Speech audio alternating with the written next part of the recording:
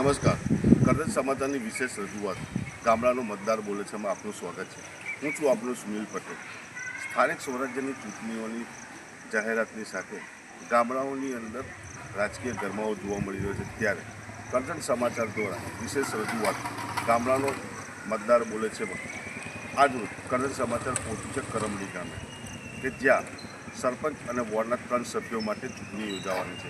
આગામી 22 જૂનના રોજ ગ્રામજનો 3 વોર્ડના સભ્યો માટે અને સરપંચ માટે વોટિંગ કરશે. ત્યારે ગામડાના મતદારોનો શું છે મિજાજ, જાણીશું કરમલીના મતદારો પાસે. કરજણ સમાચારની વિશેષ રજૂઆત ગામડાનો મતદાર બોલે છે. કરજણ તાલુકાના કરમલી ગામના મતદારોનો શું છે મિજાજ, જાણવા કરજણ સમાચાર પહોંચ્યું કરમલી ગામ. ગામમાં શું છે સમસ્યા, કેટલો થયો વિકાસ, જુઓ વિશેષ અહેવાલ. ગામડાનો મતદાર બોલે છે.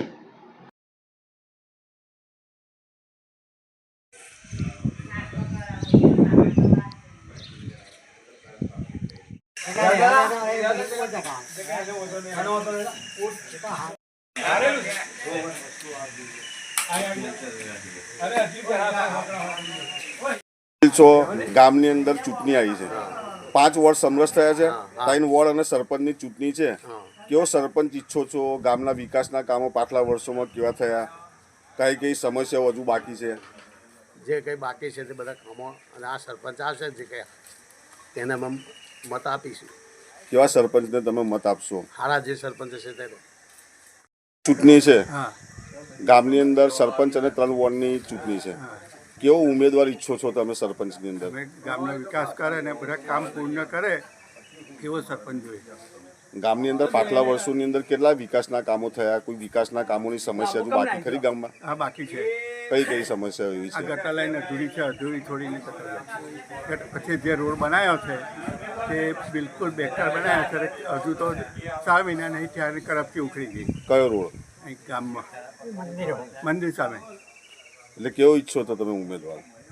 એ વ્યવસ્થિત કરે ને એમ થોડી કાળજી રાખીને બધું કરાવે એવો જોઈએ. 22 તારીખે ચૂંટણી છે, વોટિંગ તો કરતા હશો ને તમે? કેવો ઉમેદવાર ઈચ્છો છો સરપંચમાં તમારા? કેવી કામગીરી? એટલે પહેલા નંબરની એટલે પણ કેવી કામગીરી? જેવી ના કરાય, ભીડમી જેવી ના કરાય. ઉપર માલ ચોપડે ને નીચે બધું કાચ મંગાવ વ્યવસ્થિત કરે એવો જોઈએ. પાછલા વર્ષોની અંદર કામ થયા ગામમાં?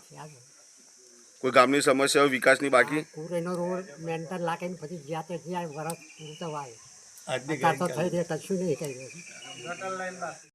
મતદાન કરવાનું છે સરપંચ અને 3 વોર્ડ માટે. કેવો ઉમેદવાર ઈચ્છો છો? ગામના પાછલા વર્ષોનો વિકાસ કેવો? પાછલા વર્ષોના જે સરપંચો હતા, નો ડાઉટ વિકાસ તો થયો છે, પણ હાલની તારીખે આ 2 વર્ષની અંદર અમારા ગામની 5 વીઘા જમીન ગઈ છે. અહીંથી 20-30 ગામોમાં પાણી જાય છે, પણ હજુ કરમડીમાં પાણી નહીં આવ્યું, તો એનો શું રસ્તો? કયું પાણી? મીઠા પાણીના, નર્મદા વાળું? હા, નલ સે જલ યોજના વાળું. ગામે ભોગ આપ્યો છે 5 વીઘાનો, કોઈ રૂપિયો કે કોઈ ભાડું નહીં નક્કી કર્યું. અને બીજું કે જે અમારા રિલાયન્સનો ટાવર છે જીઓનો, એનું પણ કોઈ એ નથી મળતું ફ્રીક્વન્સી. એટલે કેવો ઉમેદવાર ઈચ્છો છો તમે? સારો ઉમેદવાર આવે અને ગામનો વિકાસ કરે એવા સરપંચને આપો તો સારું હોય. શિક્ષક રહી ચૂક્યા છો એટલે કહેવાની જરૂર નથી. ગામની અંદર ચૂંટણી છે, 22 તારીખે મતદાન છે.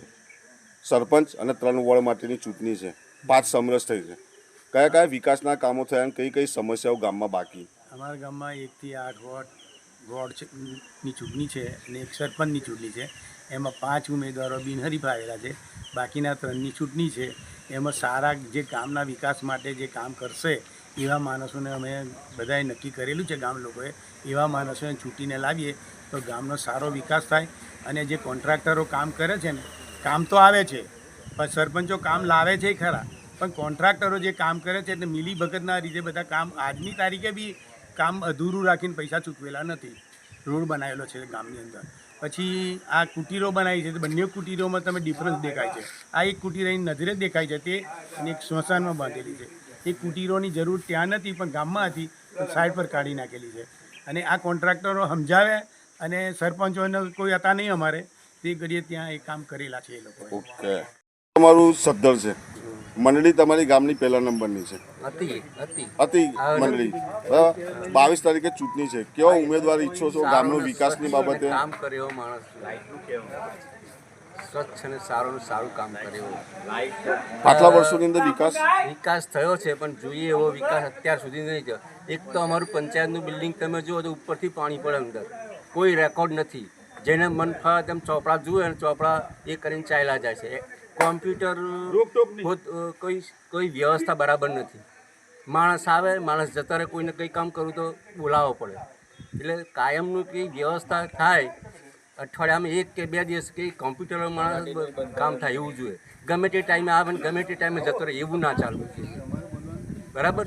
અને ઉપર પંચાયતનું બિલ્ડિંગ તો ખાવું ખરાબ, અને પંચાયતની જે મોટર છે એનો બાયનો નથી ને કશું નહીં, જેને જેમ ફાવે તેમ ચલાવે છે મોટર, અને એ જતું રહેશે. કયા પ્લાન પ્રશ્નો ગામના હજુ વિકાસના બાકી? આ સારા માણસોની ચૂઝ કરી છે અમે ચૂંટણીમાં, એટલે એ માણસો સ્વચ્છને સુધર કરવા એવા જ છે. પરંતુ અમારા ગામની આજુબાજુ જે સીમો છે એમાં કાંસની યોજના આવે તો સારું. બધા કાંસ છે ને ભરાઈ જાય છે, એટલે ચોમાસામાં ખેતરમાં પાણી ભરી જાય છે ને ઊભા પાક બળી જાય છે. એ અમારી મોટી સમસ્યા છે. એની પર અમારી જીવાદોરી છે, તો એનું હું શું કરું? એટલે એ તમે સહેજ વિચારીને કરાવજો જે થાય તે તમારી રીતે. સરપંચને તમારે ચૂંટવાનો છે ને પ્રશ્ન તમારે આ સરપંચ મારે ચૂંટવાનો છે, પણ તમે મીડિયા તરીકે તમે રજૂઆત કરશો તો તમારું વધારે સાંભળશે. અમારે તો ઘર કી મુલકી દારાબાર થઈ જાય છે. 22 તારીખે ચૂંટણી છે. ગામની અંદર પાછલા વર્ષોમાં કયા વિકાસ થયો, કયા વિકાસના પ્રશ્નો હજુ બાકી છે, શું કહેશો તમે? અચ્છા, બરાબર. એટલે આ ભાઈએ હમણાં એવું કીધું ને કે ખેતીને લગતા કાસના પ્રશ્નો એ ખરેખર હલ કરવાની જરૂર છે. એ અમારા ગામની જે ટીમ આ વખતે પસંદ થઈ છે એ A to Z clear cut થઈ ગઈ છે. અને દરેકને ગામની અંદર પણ એવી અપેક્ષા છે જ કે આ વખતની ચૂંટણીમાં ચૂંટાયેલા માણસો જે કંઈ આવશે એ સારી ખંત અને દિલથી કામ કરશે એવી અપેક્ષા બધાને છે.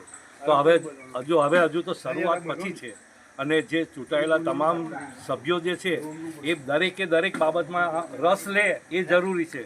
પેલો કહે કે હું ના જાણું, પેલો કે હું ના જાણું, એવું નહીં, પણ દરેક લે વધારે સારું. અને એવી ટીમ પસંદ તો થયેલી જ છે, કોઈ સવાલ નથી. બરાબર છે. બોલો. કાર્યકર વહીવટથી તમને બધી જાણ છે. આગામી 22મી તારીખના રોજ સરપંચ અને 3 વોર્ડ માટેની ચૂંટણી છે. કેવો ઉમેદવાર ઈચ્છો છો પાછલા વર્ષોમાં વિકાસ? હું જાતે જ પંચાયતની અત્યારે ચૂંટણીમાં છું. અમારી 8 જણની જે બોડી છે એમાં 3 એટલે હું મારા ઘેરથી છે ને એક સભ્ય છે, 3ની અને સરપંચની ચૂંટણી છે. એમાં 2 નંબરના વોર્ડમાં ઉભેલો છે. એટલે ગામજનોએ આશા રાખી છે મારી પાસે કે કંઈક કામ કરશે. એટલે કયા પ્રશ્નો એવા બાકી? કોઈ બહુ પ્રશ્નો એટલે બધી સમસ્યાઓ તો ઉભેલી જ છે. પાછળ કામો સારા ના થયા હોય, અત્યારે અમારી પાસે આશા રાખે કે આ કામો સુધરે. રોડની રસ્તા છે અમારો મેઇન રોડ, એની બંને બાજુની ધારો તૂટી જાય. આજે કોંસની વાત કરી કે કોણ ખોદવાના છે, રોડનો પડખો પૂરવાનો. બીજો એક રોડ છે બનાવ્યો છે, પણ એ 2 જ વર્ષમાં આખો ખલાસ થઈ ગયો. એટલે લોકો એવી આશા રાખે કે આ કામો બધા સુધરે, ફરી સારા થાય. એટલે લોકોની આશા અમે સફળ નીકળીએ એવા હેતુથી ઊભા છે. લોકોનો સહકાર છે અમને, તો અમે એ પ્રમાણે કામ કરીશું. અમારા એક મેઇન મુખ્ય પ્રોબ્લેમ છે લાઇટનો. ગમે ત્યારે સહેજ પવન ફૂંકાય, 2 છોટા પડે, લાઇટ બંધ થઈ જાય. અમારે હાંડોદ ફીડર લાગે છે. હાંડોદથી એના કરતાં જો કરજણમાં જોઈન્ટ કરી દે તો અમારે સમસ્યાનું કાયમ માટે નિવારણ થઈ જાય છે. એટલે શું થાય છે એમ? સહેજ લાઇટ તો જતી રહે આખી રાતે 8 વાગે જાય, સવારે આવે 7-8 વાગે, 12 કલાક જાય, 8 કલાક લાઇટો જતી રહે. બપોરે અત્યારે ઉનાળામાં તકલીફ છે.